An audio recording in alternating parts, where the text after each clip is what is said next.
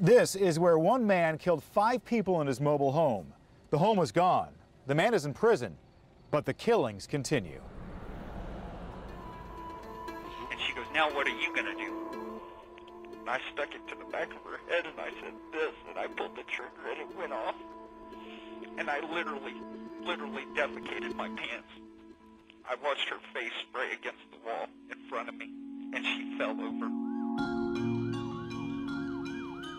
It was May 2003, but for many, they can remember the horror like it was yesterday.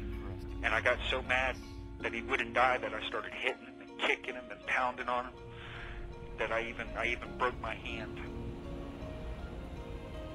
Murder in the quiet village of Mayport.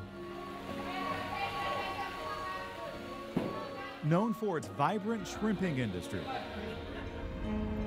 and the St. Johns River Ferry, a village that has been forever changed. We walk these quiet streets looking for someone to speak with us about these killings in 2003. We met family members of victims, and most everyone we spoke with knew exactly what happened here. But no one wanted to go on camera and talk about William Wells, the man who changed this village forever. Wells dubbed himself the Monster of Mayport. He killed 5 people in this double wide on Ocean Street, hiding the decomposing bodies in his home for more than a week.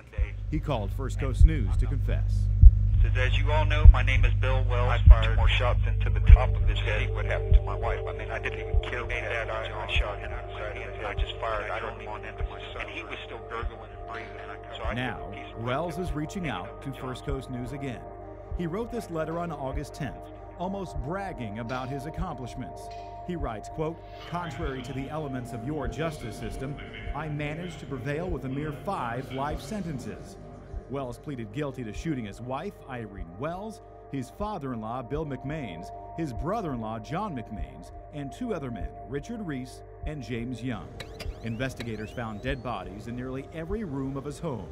A gruesome experience for anyone, but probably much worse for his 4-year-old son, who Wells kept in his home while the bodies decomposed. Well, it's an extremely egregious case. And Harry Shorstein was the state attorney at the time, deserves to die, helping to oversee Wells' prosecution. It's a case that, looking at the facts, warrants seeking the death penalty.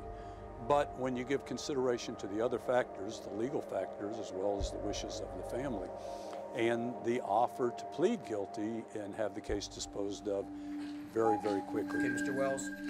So Wells' life was spared, but he doesn't exactly sound remorseful. Quote, "Since that time, I have spent my glorious days basking in the beautiful rays of Florida State Prison," Wells writes, quote, "where I've relived my 2003 escapade.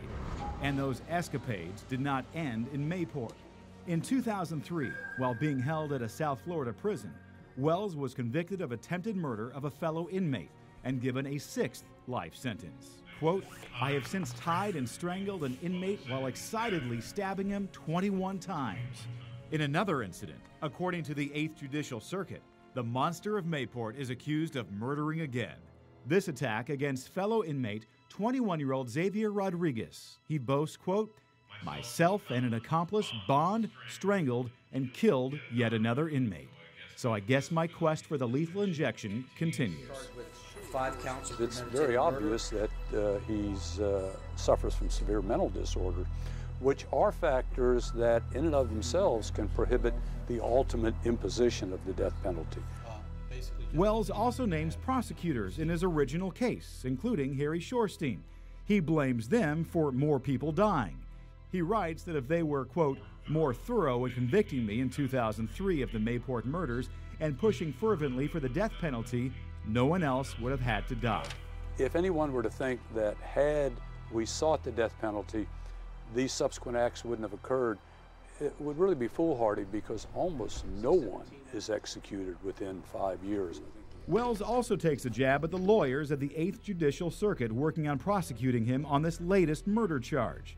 Quote, "I find it very unsettling how the DA's office here in Bradford County seems to have swept this case under the rug, since it is only a useless, worthless inmate anyway.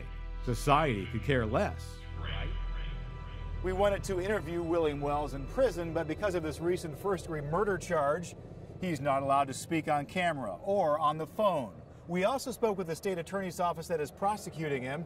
They say they are working on that case and they should go to trial sometime next year. We're in Mayport. Jeff Marcoux, First Coast News.